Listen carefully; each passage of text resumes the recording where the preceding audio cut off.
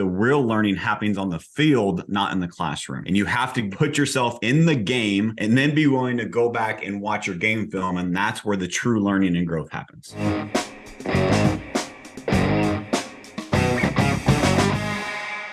Welcome back to another episode of All or Nothing in Real Estate. I'm your host, Matt Smith, founder of All or Nothing in Real Estate. This podcast, this platform is a movement to give back to this amazing industry that's given so much to me and my family. So appreciate you tuning in and listening. And today we have a very special episode. We've got a very special guest, my good friend, my brother, my coaching client, Antoine Thomas. What's up, Antoine? What's up, my brother? Man, I've been looking forward to this day for a minute. So I'm very excited to be here and provide some value to the community. Dude, I appreciate you, your contributions, your willingness to be on here and share. And you've got an amazing story, an amazing journey. And you and I get the privilege of talking each and every week. So I know you have value to provide to this audience. So, dude, I'm super, super excited for this one. So, dude, let's dive right in. Who is Antoine Thomas? What does your team look like currently? Tell us a little bit about you and your story. Yeah, sure. Who is Antoine Thomas? Antoine Thomas is from a small town here in Indiana where we got cornfields, and I'm from Purdue University country. So if you know anything about the Boilermakers, that's where I currently reside. That's where I was born too. But yeah, just humble beginnings. You know, I was raised by a single mother, and she did a very good job of taking care of me and my brother. She instilled in me from a very early age because she was a business owner herself, and she ran a beauty salon. And she instilled in me from a very early age to make sure you take care of people, you contribute, you provide value to people, right? And growing up, you know, that was what I did. You know, I was able to graduate high school, went to Purdue University, was actually going to be a lawyer. Wow. And yeah, I was going to school to be a lawyer. And then I had an internship, found out lawyer was not for me. It just wasn't what I wanted to get into. And then had to figure out what I wanted to do with my life and decided to get into real estate after reading a couple books. You probably read one of these, Rich Dad, Poor Dad. Oh, yeah. So that kind of got me into the mindset of, okay, you know what? Let me try this real estate thing. And I've always been obsessed with learning. So as I was taking my course and everything, I was trying to learn about, like, you know, how do you do business in real estate? Got into real estate. First year was able to help 31 families. My first year was Rookie of the Year at the RE/MAX office I was at. And from there, just kept growing, increased my business by 15 to 25% year over year. And so, yeah, humble beginnings. And now we have an organization of about 19 people now. We're on pace to help right around 150 families this year. And our goal is to get to 1,000 families by 2026. Dude, that's awesome. I love it.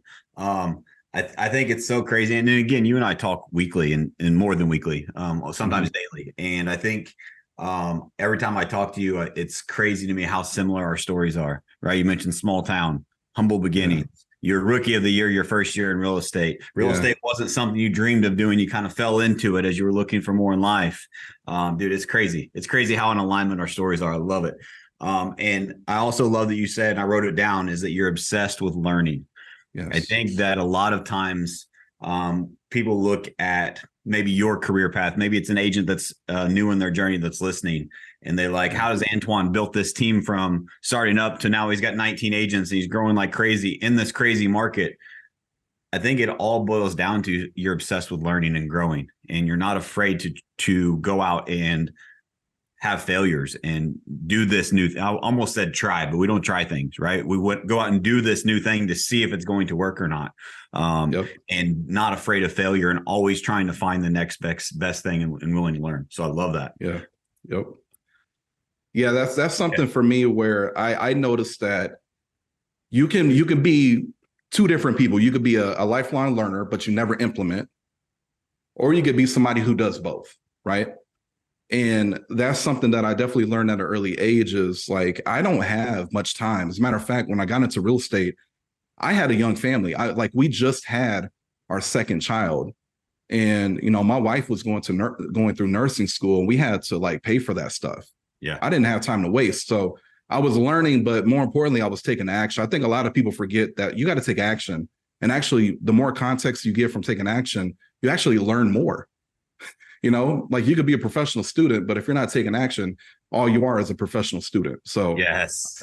just Dude, gotta. that goes into one of my pet peeves, and I can tell you're passionate about it too. Is like, and I think that people have the right intentions when they get stuck in that, right? Because you hear everywhere, well, I need to learn. I need to be a lifelong learner. I need to learn more things. But I Yeah. think where people maybe misinterpret or don't understand at the level that would help them in their life is just gaining the knowledge doesn't do you any good. Like, as an example, I remember in my elementary school, they had written on the walls everywhere, knowledge is power. They were wrong. Knowledge is useless without Yep. the implementation of that knowledge. So Yes. implementation of that knowledge is where you find your power. And I think a lot of people get stuck and they want the perfect plan. I want to know how to, before I make phone calls, I need to be perfect at role play. Before I lead generate, I need to be perfect at marketing. Before I start a real estate team, I need the perfect model. Before I become a leader, I need to have the perfect leadership language. And what happens when people get stuck in that and they need to learn everything, they end up not learning what they need to learn because the real learning happens on the field, not in the classroom. And you have to put yourself in the game and then be willing to go back and watch your game film. And that's where the true learning and growth happens. Dude, I love that. I love this conversation. One more thing I want to add to that, Matt, because you just got, every time you talk, you have me think more. So I appreciate you for that. Okay, because we talk about this in our team all the time, right? And also be mindful who you're learning from too. Yes. Like be mindful who you're learning from. Like if I want to get in shape, like I'm not going to talk to somebody who's in bad shape. If I want to become a better company owner, team leader, I need to talk to people who already have that established and they're wanting more, right? Don't talk to somebody who's maybe at the same, you can get perspectives. That's great, right? But be mindful, who are you learning from? Which books are you reading? Are you learning from people that have what you want? Because I think a lot of times we get advice from people, and by the way, I want to make this very clear because I have love for everyone. Some of the people you get advice from, like family, I know that they love you, they care for you.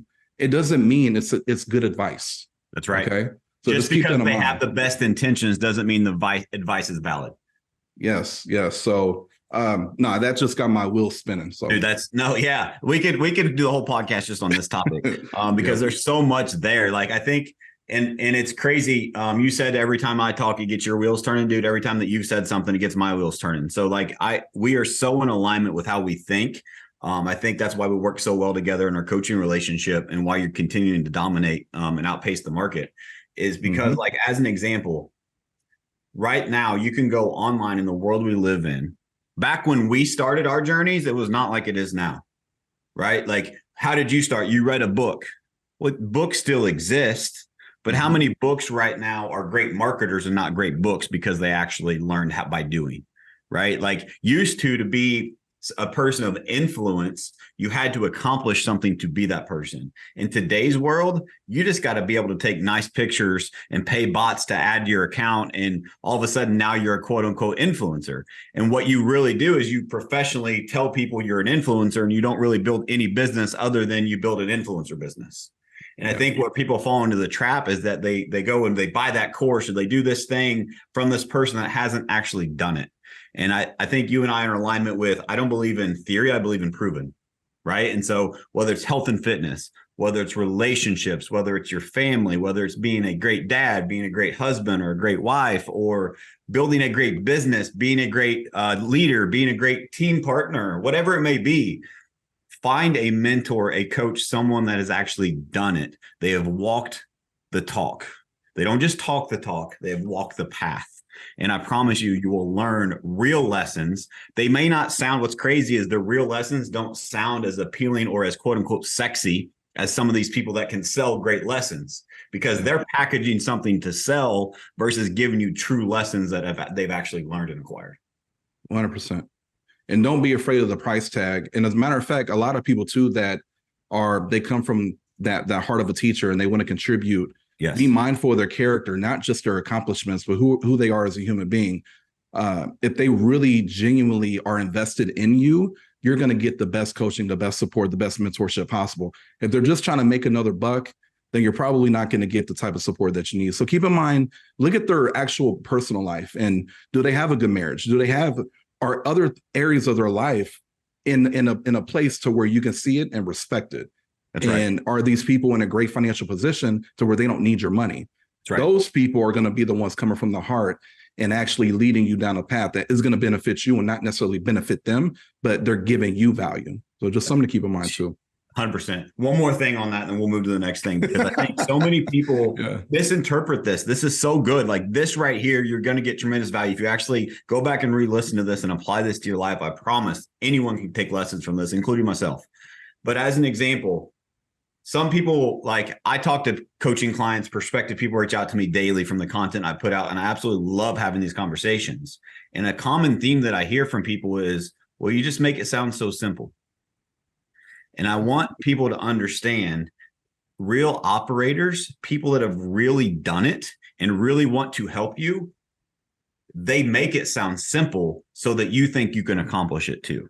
Because if I was trying to sell people something, I would create this 98-point checklist that everyone had to follow. And it was so complex and so compound that I could sell this course for way more money.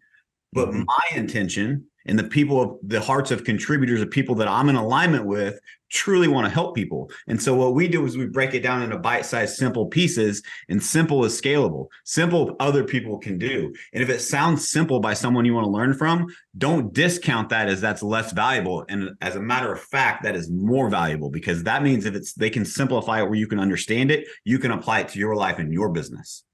And so simplification is a superpower. It's not that's not worth as much. No, it's worth 10 times as much, because if it's simplified where you can understand it, that means you can actually apply it. All right, cool, dude. 100%. I learned a lot. This is good stuff. All right, so let's talk about your team a little bit. So you said your first year you served 31 families. This year you're on pace for 150 families served. Despite your marketplace being down, what, 30% or so? Yeah, 27%. 27%.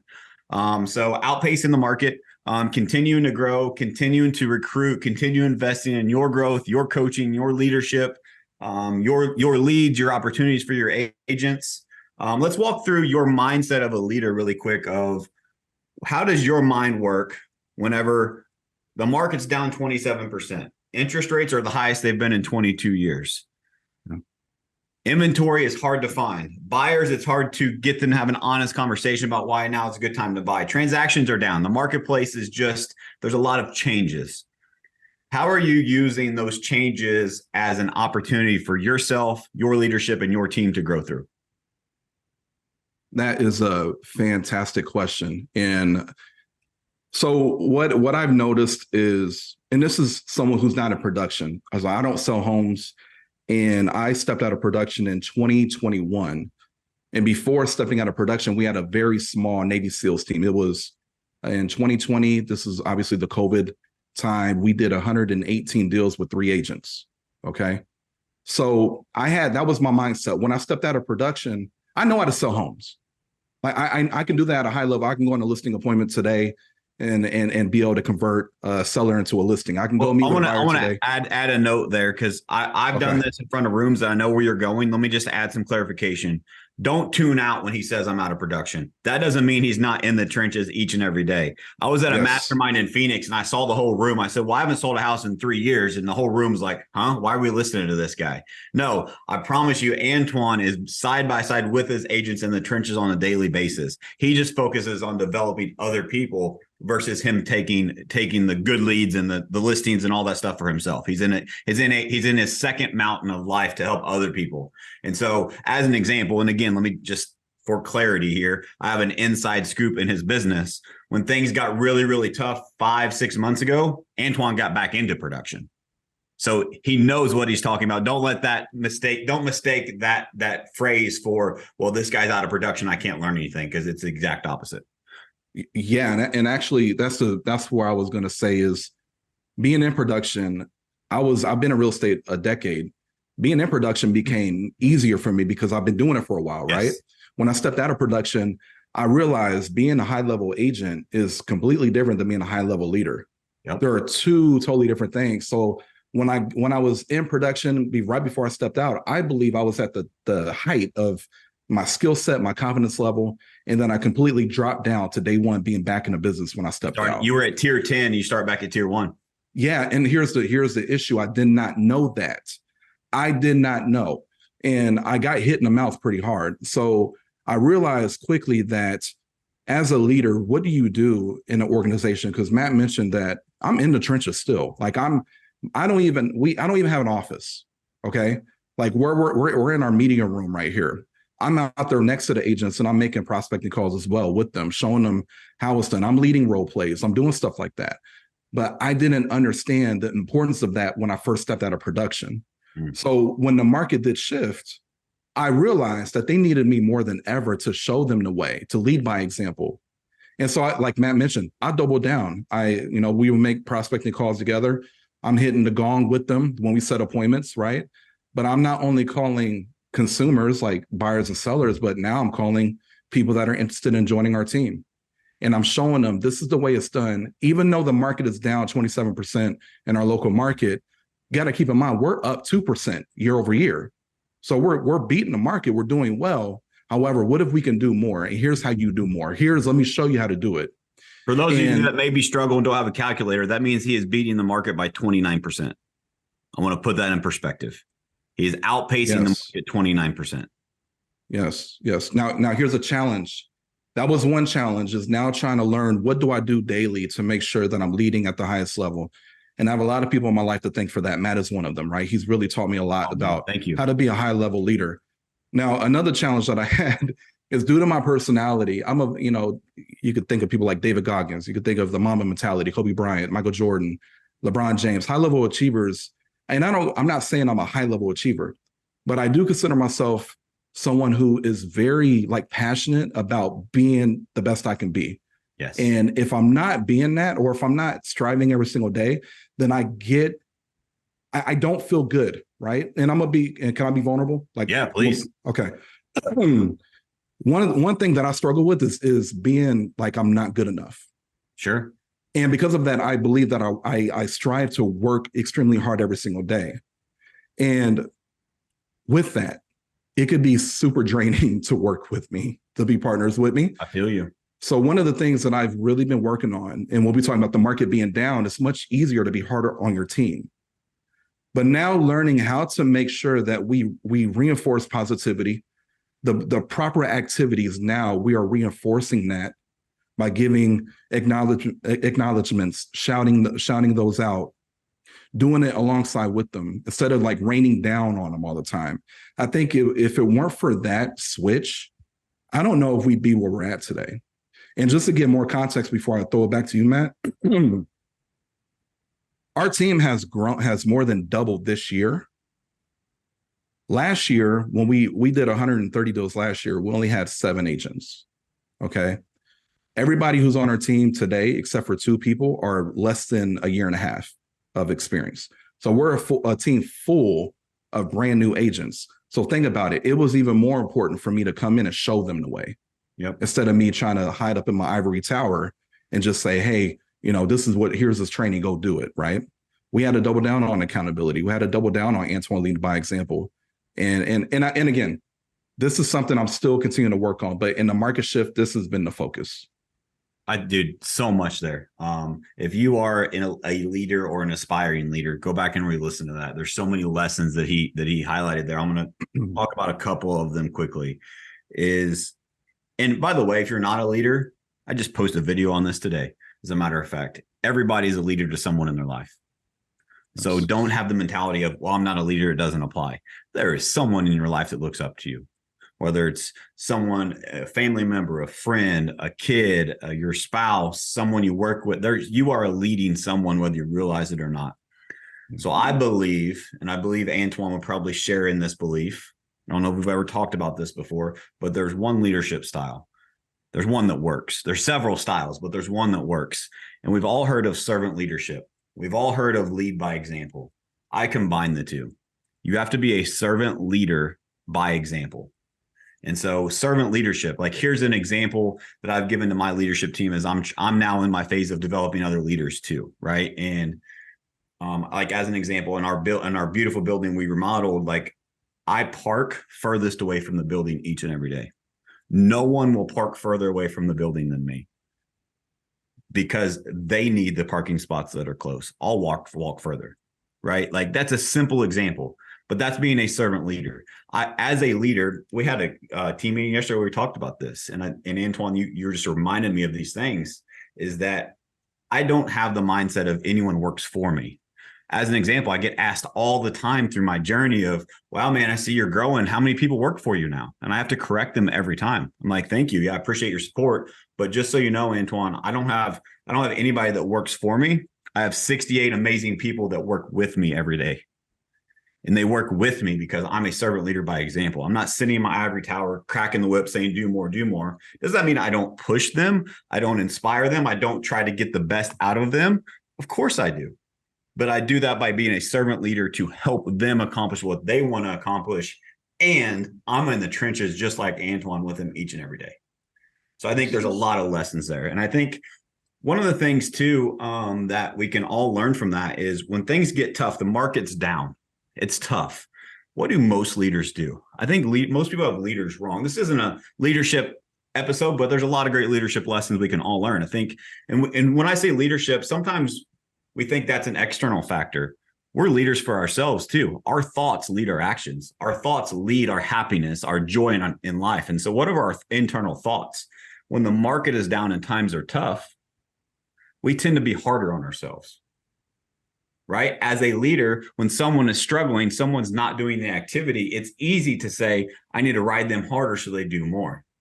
What I have found more effective, it's the exact opposite of what we think naturally. When someone is struggling, it's because there's something they're not connecting the dots. It's not that they don't know what they need to do. There's something struggling, they're struggling on how to do it or where to get started, or they're having a bad day or a bad week. There's something going on in their personal life. Something is happening. Instead of needing pushed, they need that safety. They need someone to be like, you know what? It's okay. We all struggle. What's going on? How can we help you get back on track?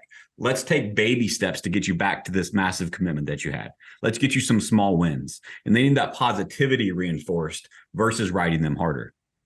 Now, the exact opposite of, let's say someone's just crushing it right now. Let's say Antoine is just on a roll and he's crushing it. If I'm leading Antoine, I'm going to ride his ass harder than I've ever rode his ass before because I know he wants to keep that momentum going. And I don't want him to feel comfortable. It's not that I'm not proud of Antoine. It's not that I don't want to recognize the amazing accomplishments that he's had. But if I want him to continue that to be his new standard, him build that as a foundation block of his future success, he's got to keep doing that activity and he needs pushed. And I think we have that opposite. Most leaders, when someone does something good, they kind of back off, right? And they're like, hey, Antoine, you did great, man. Take a break. But I think we lead people the wrong way. And so I think there's a lot that you broke down there. The market is tough. Times are tough. You have went to reinforcing positivity, celebrating their accomplishment, acknowledging things that they are doing great, acknowledging the activities, not the results, right? We've talked a lot about that. Yes. I think that goes back to servant leadership and how to get people through tough times. And right now we're in tough times in real estate. Yes, we are. And yeah, I struggle with that, man. I appreciate you saying that because the positive reinforcement on the activities, like being attached to the process and not the result, right? And giving a shout outs. And that's one thing I can say, Matt, I'm extremely proud of our wonderful team is that our culture is continuing to get better. One thing I learned is culture is either getting better or worse. And I believe here in 2023, in a time where the market is down, where things are tough, there's been times I had to vent to you and I'm like, man, I don't know. I'm losing even more hair, man. I don't know what to do, right? In those times, our culture has continued to improve. We brought on some agents that I'm just so thankful, right? They come in and they're showing the old school agents, they're showing our OGs how it's done. Yep. They're leading the team in conversations and all that stuff. So I'm just proud. I just want to give a shout out to the team. I am so thankful that our culture is improving in a time where the market is down. Dude, and that's by design, and that's a product of amazing people and amazing culture, but also an amazing leadership and amazing, like from a coaching perspective, how many times have we had conversations and it's about how can we improve our culture during these times, right? Like that's been our focus. And so that doesn't happen without you wanting to improve it. So I want to acknowledge you for that. And of course, everyone on the team for putting in the work and contributing. I Absolutely. truly believe that culture is a living, breathing thing. And it is getting better or worse each and every day. Too many people skate through and they say, well, I have a good culture. So now it's just plug and play. Let's just set it and forget it. Right. But what happens is it by default, even if it were to stay the same, the world passes it by. And so it is getting worse, even if it's not getting worse, because everything else is improving and evolving. And so we have to constantly work on it each and every day. So I absolutely love that. Dude, let's dive a little deeper on if there's agents listening. This has been a lot of leadership stuff, which I think is relevant for everyone. But if there's an agent listening right now that is kind of struggling in this marketplace, what is like a tip that you would give them that would help with this mindset, this reinforcement, this positivity? What are some things that are some takeaways that an agent could put into practice today to get back on track, to use this obstacle of a marketplace as an opportunity for growth? Okay, Matt. So I can talk forever on this. I'm gonna try to keep it very simple. Talk to more people, meet with more people, and build your skills. Okay. But so I can expound on it further. When it comes to talking to more people, I know a lot of agents. Like if you're an agent right now, you're trying to sustain or build your business in today's market. You should know how many people you're talking to per day on average. You got to track your numbers, right? So take the action, but make sure you don't measure it. You can't improve it. 100%, right? And you can't be coached on it. That's right. That's the like if you're putting your coach in handcuffs. That's right. So make sure you're tracking your numbers. So if you are, let's say you're averaging 5 conversations a day. In today's market, I want you to do this. Number one, if you have a family, I want you to go to your family. I want you to sit down with them. I want you to show them your numbers and the results that your current numbers are getting you. And I want you to ask your family, is it okay if over the next 3 months that daddy, if you have kids and you know, if you're a man or a wife, if your spouse will allow you for the season to put in more work, which means there could be less time to spend with family, but it's by design. And if they give you that blessing, now it's up to you to take the action. If you're averaging 5 conversations, you need to get to 10. You need to get to 15 per day. That's number one. Number two is, and this should happen organically, is if you're talking to more people, you should then meet with more people. So when you're meeting with people, let's unpack that. Okay. Let's unpack number one first. That's so good. Okay. Like whenever you say go and get your family's involvement, I think there's 2 parts that I want to unpack. Number one, when is the last time most agents have took a body of work? Let's go to the last 3 months, the last 6 months. Unpack all of your numbers that you've been tracking and let's put them on the table and let's see where we stand. Let's grade ourselves on our performance. Let's watch our game film of this activity produced this result. Where is the gaps? Where can we grow? Where can we improve? First and foremost, you said that without saying that. I want to make that clear that you have to be able to watch your own game film and find those gaps in your performance so you have room for growth. The growth is in the gaps. So where are the gaps so you can grow? It can be a skill set gap. It can be an activity gap. There's multiple gaps. So where's your biggest gap? Where can you improve? Second is sit down with your family. Dude, this is a personal story for me. I remember getting started in real estate. My story was, dude, I was completely broke, 3 months behind on my electric bill, had a 6-week-old baby at home. My wife had 2 emergency surgeries, was on her deathbed. Like it was dire straits. I went from completely broke to thankfully my wife pulled through. Everything is now great. We have 2 beautiful kids, like amazing. All of it worked out. But during those tough times, I did not see my daughter for a year and a half unless she was sleeping. Now I'm exaggerating. Were there times I saw her? Sure.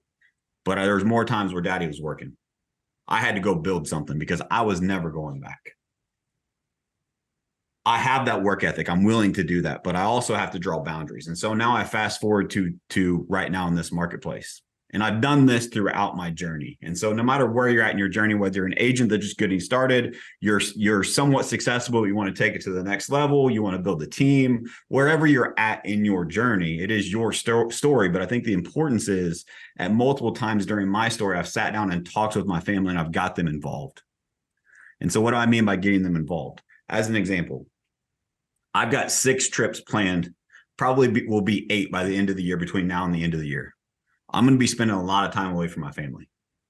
I work a lot of hours.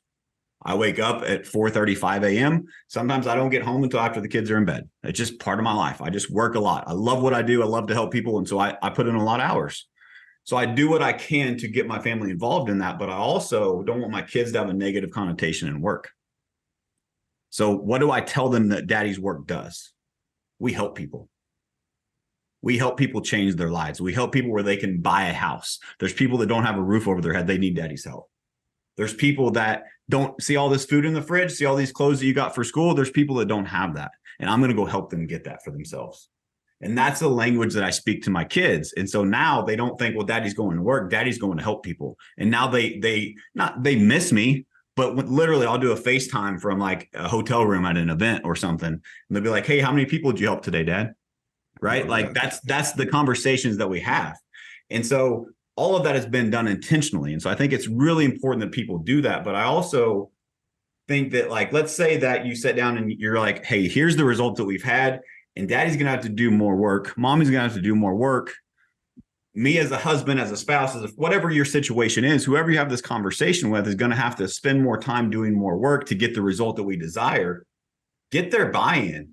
Be upfront and honest before, not after.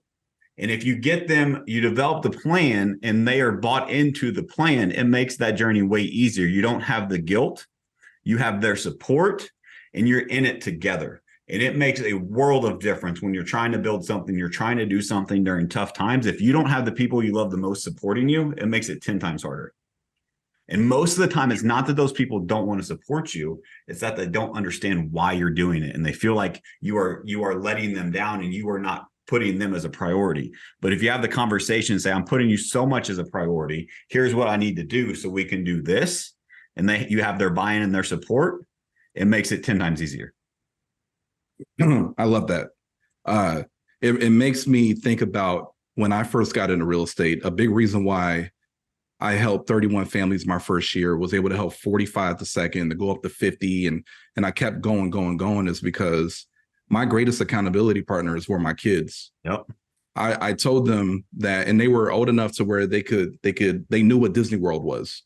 And I told them every single day, because when I came into real estate, I had a contact, we call it a conversation goal. Like I had to talk to a certain amount of people per day. And I asked my kids, I said, every single day when dad comes home, I want you to ask me, Daddy, did you talk to 25 people so we can go to Disney World? And I made a commitment. We're going to go to Disney World by this time. Yep. Hold me accountable. So imagine coming home and your family is that bought in. And the kids are excited because they know that by daddy helping people, like Matt said, I also get to go to Disney World. They're going to be invested. And that's all the motivation that you need. I think what you mentioned, a lot of us don't understand the why behind it. Yeah. Us as the agent, we don't understand why we wake up and we come to work and we get rejected on the phone and we put on, but then if your family doesn't understand it either, there's going to be a disconnect. Imagine if both of you combined together, we're all on the same page. I'm telling you, it makes a major impact. And we're both telling you this, not from theory, but he just shared his example and I just shared mine. This has made a major impact in our lives. So that would be the first thing. Well, not even only on the days that you need the accountability, but let's say that you have a bad day. You have a tough day. You have a day where you're like, what is this even worth it? I'm sure you've had these days like, I don't even know if this is worth it anymore. I'm thinking about throwing in the towel. Instead of that spouse, that kid, that support system in your life being like, it's about time. I've wanted you to spend more time with me. Instead of them doing that, by having this conversation, they're like, no, we had a plan. We had a goal. I'm not going to let you let yourself down. And they help you get back on track when you imagine the power of that. Like a quick example of the story of that is I've done 75 hard 4 times.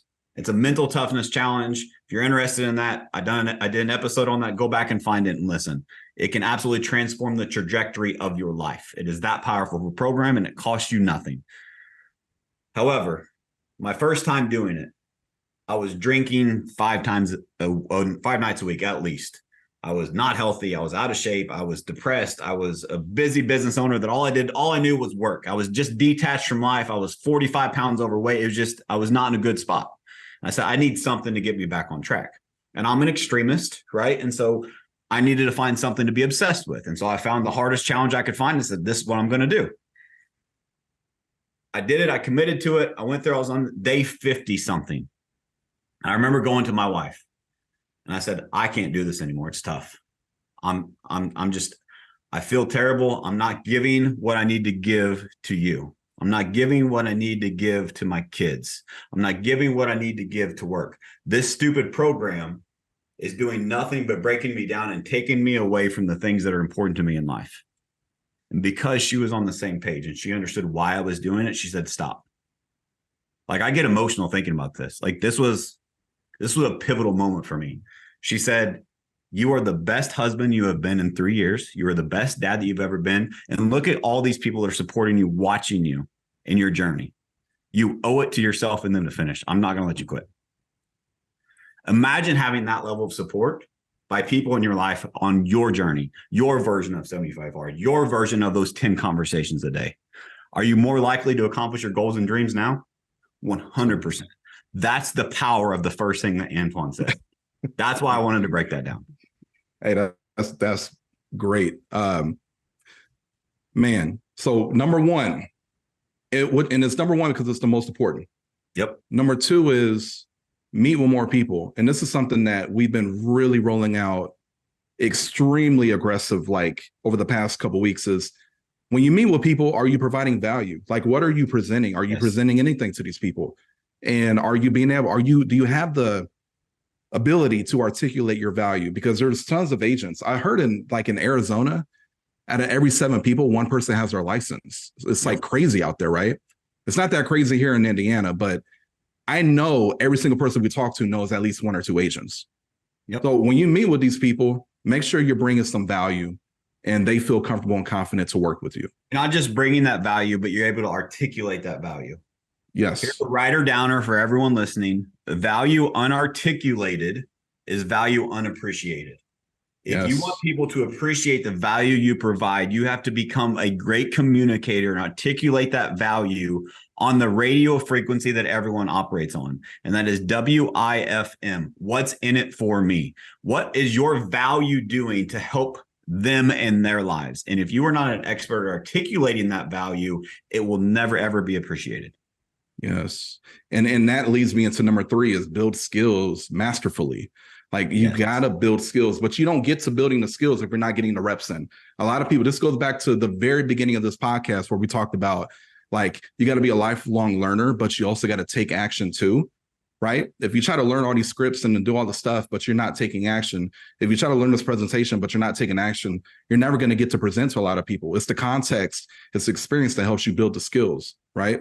And then getting feedback on it. So build the skills. And actually, we touched on this yesterday.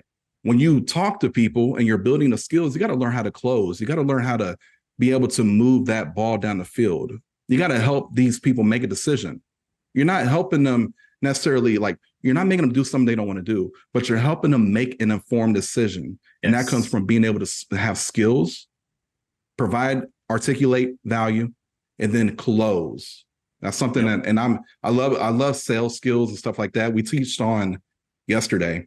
I don't know if I should give the magic formula on the podcast, man. But there's a technique. You're a contributor, man. I know I can't stop you now. You're gonna do it. Hey, there's a technique that I taught the team yesterday. It's something that I came up with, and it's called the scorpion technique. And you got to be able to help close people to move forward and take an action. Give them the confidence to be able to take action. For example, let's say that I'm talking to Matt. Matt's a buyer. Matt says, I don't want to make a move because of interest rates. And I say, you know what, Matt? That's a common concern most people that I talk to have. And what I really hear you saying is you're committed to making the best financial decision for you and your family. Is that what you're saying? That's what we call a level shift. Matt will say, well, yeah, everybody wants to make a smart financial decision for them and their families. So then I say, well, Matt, that's exactly why people like you hire my team and I. We specialize in helping people in your situation make smart financial decisions when it comes to buying homes. And that is what you want, correct? Matt says, yes. Matt, and you did mention that you want to get moved to Kansas by summertime, right? Yes. Matt, if there was a way, number one, that we can help find you off-market opportunities that will help you save money and be able to give you an action plan, a strategy that's going to help you be able to find a home in less hassle, less time, would it be worth meeting with me for 10, 15 minutes? Yeah, sure. It would. If you don't know how to close and you wait for them to just say, oh my God, take me. It's you're not going to help a lot of people. Dude, so if you do, love it. That's the scorpion technique. Hey, that is the scorpion technique. So if you're going to use it, all I ask is that you give a shout out to Matt and myself as to where you heard it. That's all I ask. I love it, dude. I love it. So there's so much there inside of that close. That dialogue was stellar, is on point. It was amazing. There's a couple things I want to point out for when people are going to close. Closing has a bad rap in sales. That's because people have bad intentions. So I used to say, in my organization, we don't sell people, we help people. I now have corrected that. People don't need sold. They don't need helped in this marketplace. They need led. They need you to be the leader to help them make an educated and informed decision for themselves and their family. If we rely on the pandemic market mindset of we are order takers as real estate agents, we are going to be left behind. It is our job to facilitate an environment to get them to say yes to what is in their best interest.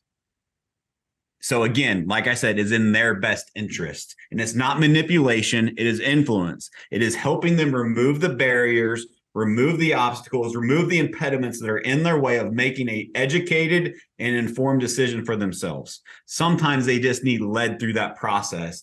And Antoine displayed that beautifully. He got them to say yes multiple times, got rid of the sales skepticism, reinsured confidence, got rid of the doubt. And then he has a plan for a meeting to build a plan. That's all he did. That was the close. The close wasn't, hey, sign here. The close was, I need to meet with you so I can see how I can help you further. Yes. Right. And I think there's a difference there. And I think it's important that dude, that was great. And I think people should absolutely steal that. But I just wanted to break that down from my perspective a little. Yeah, I told the team yesterday, the difference between help and manipulation is intention. Yep. Everybody here has in their heart, they want to help people because otherwise you wouldn't be on this team. Yep. So the way, and that's where the name Silver Lining comes from in our Silver Lining Real Estate Group is putting people over profits. It's being the silver lining in a broken industry like real estate. How can we raise the standards of our industry? And I know we can't change the world overnight, but we can start in our community. How can we increase the standards of the quality of service that people in our community are getting from the real estate industry? Well, we can do that by just making a decision and committing to those new standards. And we're going to be that silver lining. Dude, I so love people, it. yeah, that's what it's about. Yeah, that's why you're building a great culture. That's why people are jumping in the middle of traffic to join you. I'm looking at some numbers, some notes that I took here. Why I say that is, again, I have a behind the curtains look at your organization. And I asked you 2-ish weeks ago, hey, send me your recruiting numbers for the year. And as an example, Antoine has met with 112 people as of 2 weeks ago that are interested in joining his real estate team in the middle of cornfields in small town Indiana, right? So it's, what's your excuse? What is your limiting belief? And I think that it's, are you articulating the value? Are you building a culture? Are you actually leading people and helping people? Do you have an opportunity to provide to them? And I think that we have to make sure we get out of our own way and realize that sometimes our mindset limits us from growing when we don't even realize it. And there's a lot of people that would love to have your recruiting numbers that you have in big cities, right? Like let's use Arizona as an example. 1 out of 7 people have a real estate license. That's not the market you're in, but you haven't let that stop you from meeting with 112 people that want to join your team as a real estate agent. No. Right. Yeah. Like I think that there's a lot to that. So, dude, I want to unpack a couple of things. I think let's go back. Let's recap your 3 keys to success. What were those 3 keys again, in case someone missed those? Do you remember those? Do you have those written down? Talk to more people, meet with more people, and build skills.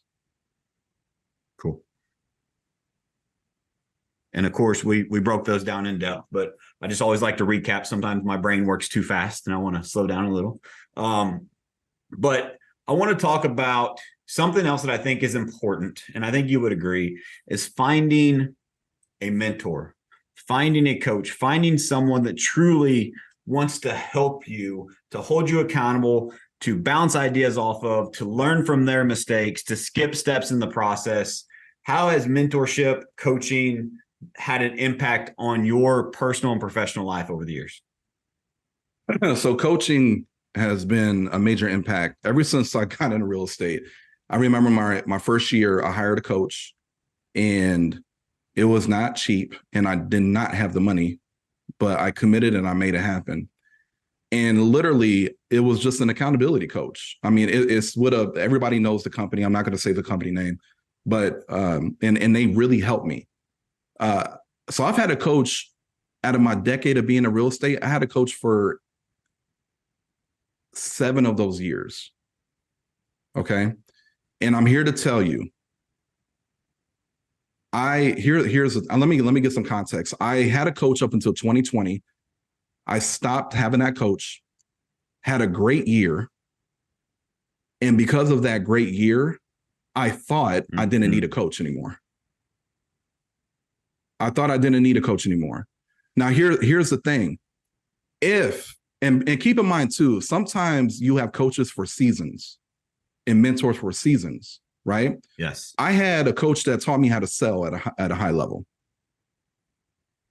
I learned how to sell real estate from this first coach. My second coach, I learned how to build a team, but it was a very small scale team. And when I left that coach, it was a period of 2 years where I didn't have a coach. I took what I learned from the having a small scale Navy SEALs team coaching. And because of that, I didn't bring on the next level coach. It stunted my growth. Okay. The next coach that came into my life was Matt, because we're thinking bigger now. We're thinking bigger. So coaching is extremely important. Mentorship, being in the right rooms, being around people who are doing things at a level that you don't even think you could get to. You got to be around these people. You got to talk to these people. Proximity is power. Yes. I know it's cliche. I know people say it all the time. I'm telling you right now, all right, here's the last time I'll throw it to you. I literally peer pressured one of our newest agents to come to this conference with me in San Diego next month. He was like, man, I don't know if I could swing it, blah, blah, blah. I told him, proximity is power, dude. You got to be around people. Yeah, being around me is great. But what if you could be around 100 more people that have done big things, and it would expose you to a whole nother level of thinking? Would that impact your business? It would. So that's how important it is. You got to expose yourself. You got to be around people. You got to be coached. You got to have mentorship. You have to, and it has to have so I think that, thank you for sharing that, because you reminded me of a little bit of my path, because I think a lot of us fall into that trap, is that we think we have it all figured out and we don't need a coach anymore. Right. And like, I go back to my journey. If I hired my coach, John Cheplack, and if I would not have done that, I would not be where I'm at today. Right. There's not only am I now, my team is amazing. We're continually growing. Like, he's taught me leadership, like so many things, but he's also opened up doors of opportunity for me now to do another passion project of mine, which is be a coach, which is to have these podcasts, which is to do these things because of that relationship and that alignment that I made. But in addition to that, my agents on my team that rely on me each and every day would not have the financial success that they have in their life without him in my life.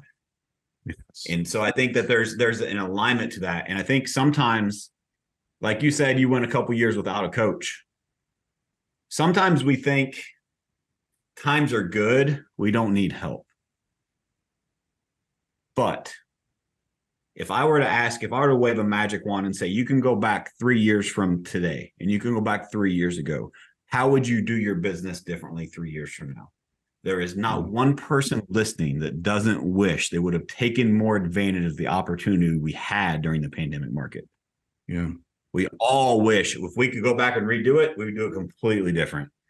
There was so much room for the taking, but times were so good, we sat back and we relaxed. Yep. So I think sometimes we interpret that the wrong way. When times are good is almost more of the time you need that coach versus when times are bad, right? Because when times are bad, you just need accountability. You know, you're not doing the actions that you know you need to do, right? Yep. Like there's not a coach is kind of handcuffed other than, are you taking the action? If you're not taking the action, there's nothing I can do. Right. But if times are good, how can we make them even better? How can we make them excellent or elite? And I think that's where having that mentorship really comes into play. Yep. I think John said it. Yeah, he said, when times are good, you're most vulnerable. Yes. It's so true. Because man, if I would have, just being involved with being around people like you and John and just all you guys and gals that are high level achievers, I thank God every day for putting me in a position that I'm in.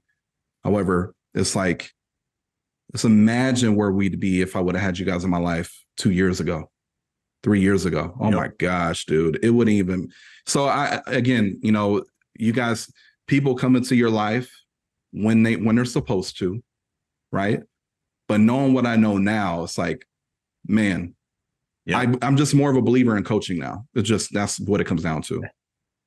That's awesome, man. And well, I think it's because you're putting in the work. You're willing to be coachable. You're willing to be vulnerable. You want to grow as a leader. You want to grow your knowledge, your skill set, and it's showing in the growth of your organization. I mean, not many people are beating the market by 29%. Right. So I think that all goes to a lot of contributions, and it shows your ability as a leader, the amazing talent you have on your team, and your willingness to continue to build that. So kudos to you guys. I think it's phenomenal. Dude, there's like 8 other things I wanted to talk about that we didn't get to. And I'm running out of time, but maybe we'll do part 2. This has been amazing. I appreciate your input. I appreciate your contributions. Your friendship, as always. I know people got value from this, so I appreciate your time, you giving back. I'm going to end on one question. This is my favorite question. I've asked this in interviews in my organization since day one, and it's time to bring it to the real world. I think it's my favorite question of all time. And so you're my first guest that I'm asking this question to. Okay, I'm honored. So you have to pick one. There is no right or wrong answer, but you have to pick one. You got a gun in your head. You have to pick one. Which one describes Antoine more? You love to win or you hate to lose? No, I hate to lose, 100%. Why? For me, again, I mentioned this earlier that, I feel like I'm not doing enough or I'm not good enough. I'm always running away from something, right? I'm running towards, like if you think about it, and I hope this doesn't happen, so I'm gonna knock on wood, but I'm running away from the pain because we'll use this example. Let's say my family was at gunpoint, held at gunpoint. That is anybody's going to be extremely motivated to level 100 to do whatever they got to do. Let's say, you know what, Antoine, I'm going to hurt your family if you don't close 100 deals this year. I bet you I close 100 deals. I don't give a damn what the market says. Yep. It's because I'm running away from the pain of losing my family. So for me personally, I hate to lose. I cannot stand it. I'm extremely competitive. I mean, even down to playing NBA 2K or playing basketball or even in a Dude, how many play. remotes have you broken as a kid, right? Like, I used to break the remotes all the time. I'm with you. We got into fights. I love it. So it's just the way it is, and I don't know, I was wired that way, but definitely hate to lose for me. So, dude, I love it. I'm the same thing. The reason I love that question, some people ponder over it. They go, well, both. You can't have both, right? Like, of course, we love to win and we hate to lose. Most people are both.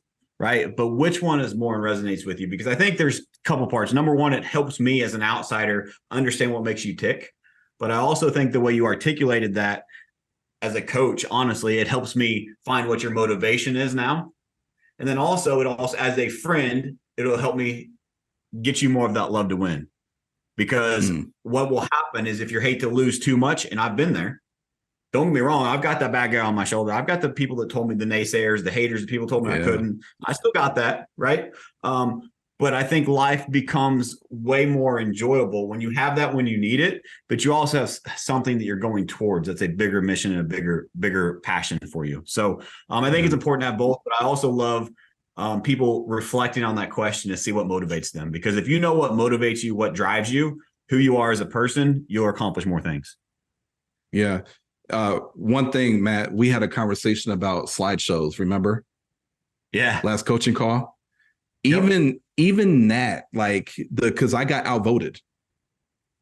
I'm not a sore loser like I used to be.